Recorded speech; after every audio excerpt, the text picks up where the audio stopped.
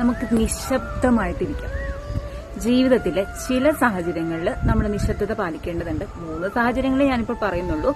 ഒന്ന്, നമ്മുടെ പ്രിയപ്പെട്ടവര് കാര്യമായിട്ട് വന്ന് നമ്മളോട് വല്ലതും പറയുമ്പോൾ ആ നിമിഷം നമുക്ക് നിശബ്ദമായിട്ടിരിക്കാം. അതൊരു സാഹചര്യം. കാരണം കാര്യമായിട്ട് ഒരാൾ നമ്മളോട് കാര്യങ്ങൾ പറയുമ്പോൾ നമ്മൾ അവരെ ലിസൺ ചെയ്യുക. അപ്പം നമ്മൾ അവർക്കൊരു വാല്യൂ കൊടുക്കുകയാണ്. അപ്പൊ ആ നിമിഷം നമുക്ക് നിശബ്ദത പാലിക്കാം. രണ്ടാമത്തേതാണ് ഏറ്റവും ഇമ്പോർട്ടന്റ് കേട്ടോ. നമുക്ക് ദേഷ്യം വരുന്ന ആ മൊമെന്റിൽ, നമ്മൾ വീട്ടിലാണെങ്കിലും പുറത്താണെങ്കിലും നമ്മൾ അങ്ങോട്ടും ഇങ്ങോട്ടൊക്കെ എന്തെങ്കിലുമൊക്കെ പറഞ്ഞ് തർക്കങ്ങളൊക്കെ ഉണ്ടാവുമല്ലോ. ദേഷ്യം നല്ല ദേഷ്യം വരുന്ന ആ മൊമെന്റിൽ നിശബ്ദത അങ്ങോട്ട് അയക്കോ. ആ സമയം സൈലന്റ് ആവുന്നതാണ് നല്ലത്. അല്ലെങ്കിൽ എന്താ ഉണ്ടാവണേന്ന് ഞാൻ പറയേണ്ടില്ലല്ലോ.